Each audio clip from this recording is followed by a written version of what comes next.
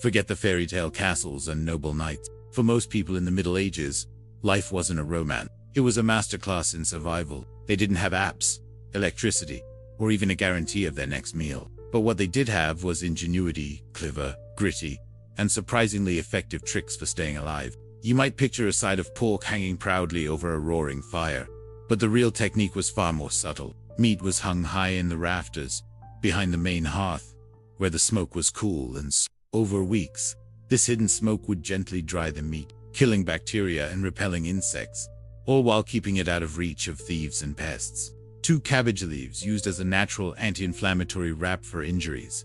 Medieval life was a constant exercise in They built homes from mud and sticks, lit their rooms with foul-smelling animal, fat-soaked reeds called ruche, and even made bread from tree bark when famine struck. This wasn't primitive. It was genius born from necessity. It was the art of seeing a solution in every rock, leaf, and ember. These weren't just skills. They were the unwritten laws of a world without safety nets. First, let's talk about the most vital element: fire. In a world of darkness and cold, fire was life. But starting one with flint and steel was a frustrating, time-consuming chore. So, medieval people didn't make fire. They carried it. They planted thorny, fast-growing trees like hawthorn and blackthorn in dense rows, then bent and wove the branches together as they grew. By soaking an unglazed clay pot in water, the evaporating moisture would cool whatever was inside: milk, butter, or stew. It was a silent, powerless refrigerator. On a cold night, a clay brick heated by the fire and wrapped in cloth became a clay battery, slowly releasing warmth under the blanket. This created a living fence, or hedgeron, impenetrable, self-repairing wall of thorns that grew stronger every year. It was a fortress that fed birds, stopped a charging boar, and made any would-be thief think twice.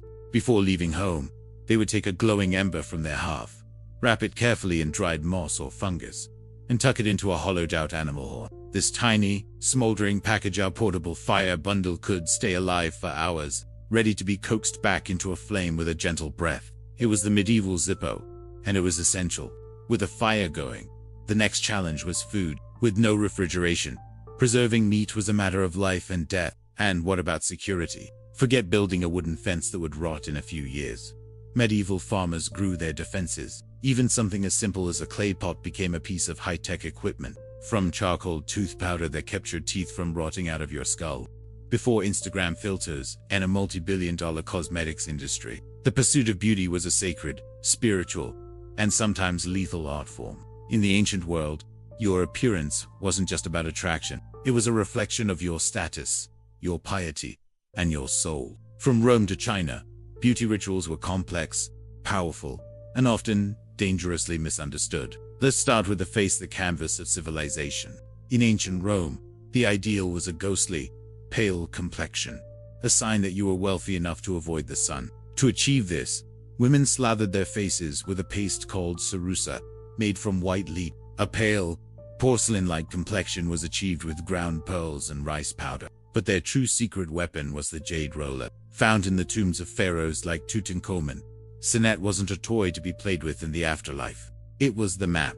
The board's 30 squares represented the soul's treacherous journey through the underworld. The duat, landing on a special square, could grant you the protection of the gods, while landing on another could spell doom. Winning at Enid wasn't about beating your opponent. It was a ritual simulation for successfully reaching paradise. In the ancient world, when you sat down to play a game, you weren't just playing for points. Her mother was the pioneering feminist Mary Wollstonecraft, who died just 11 days after giving birth. Her father was the political philosopher William Godwin, raised by the ghost of a mother she never knew, and a father who preached free love. Mary grew up on a diet of philosophy, science, and poetry.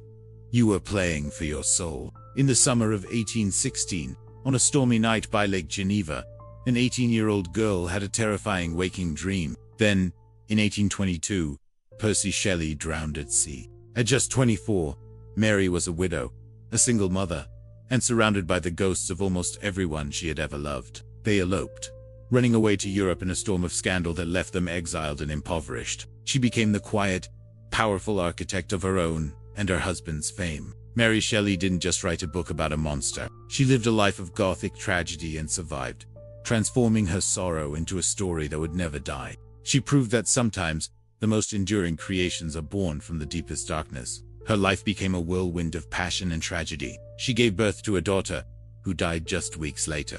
Dreamed that my little baby came to life again, she wrote in her journal. Grief had become her constant companion. She saw a pale student kneeling over a monstrous creature, a hideous phantasm of a man he had brought to life. Trapped indoors by volcanic ash that blotted out the sun, Byron challenged everyone to write a ghost story.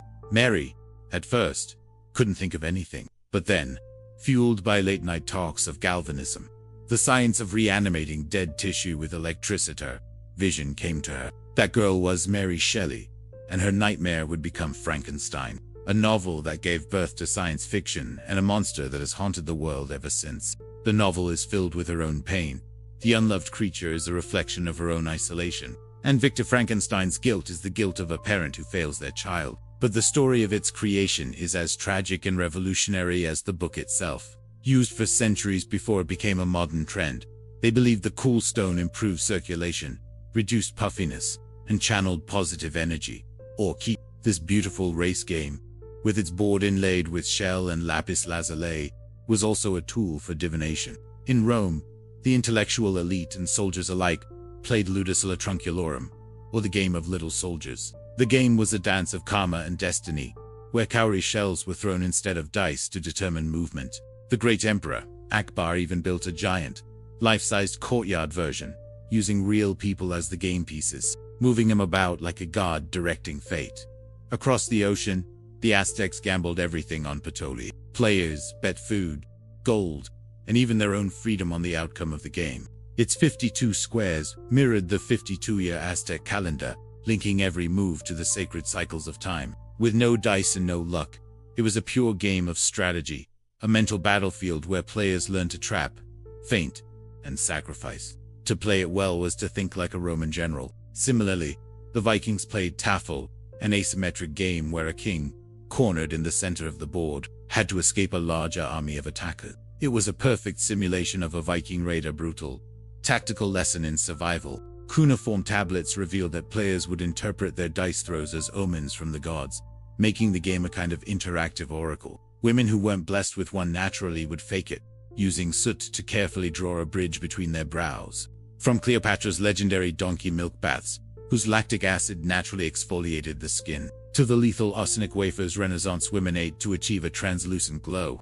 the quest for beauty has always walked a fine line between enhancement and self-destruction. It's a story written in lead jade and sacrifice, a timeless reminder that the desire to be seen as beautiful is one of humanity's most powerful driving forces. Today, we play games to kill time. But in the ancient world, games were played to understand time, to commune with the gods, and to rehearse for the afterlife. A board game wasn't just an escape, it was a mirror to the cosmos, where every move could echo in the spiritual realm, and every roll of the dice was a conversation with fate.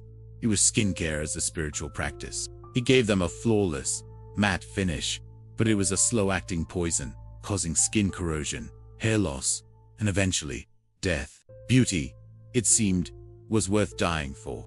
In ancient Egypt, the eyes were everything. Both men and women framed them with thick, black coal eyeliner. It wasn't just for dramatic effect. They believed the dark pigment deflected the harsh desert sun and, more importantly, warded off evil spirits. Mayan elites in Mesoamerica took this to an extreme, drilling tiny holes into their teeth to embed precious stones like jade and turquoise. A sparkling smile was a literal sign of nobility. Some even bound the heads of infants with wooden boards to elongate the skull into a graceful, sloping cone, painful, permanent mark of intelligence and high status. Your eyeliner was your armor. Across the world in dynastic China, beauty was less about drama and more about harmony. But beauty often demanded more than just a cream or a powder.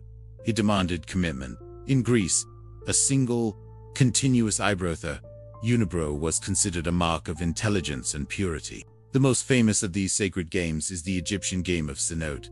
Long before Senote, the people of Mesopotamia played the royal game of yore.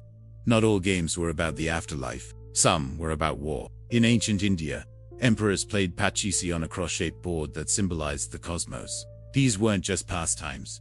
They were rituals, simulators, and prayers. Mary was born into a world of radical ideas and profound loss. At 16, she fell in love with the brilliant, erratic, an already married poet, Percy Bysshe Shelley. It was this grief, this deep understanding of loss, and the desperate wish for reality that she carried with her to that fateful summer with Percy, Lord Byron, and their circle. She wrote Frankenstein, not just a horror story, but a deeply philosophical look at what it means to be human, to be a creator, and to be a monster.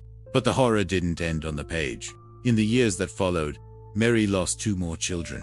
Yet, she endured. She dedicated the rest of her life to her writing and to preserving Percy's legacy, ensuring his voice would not be silenced.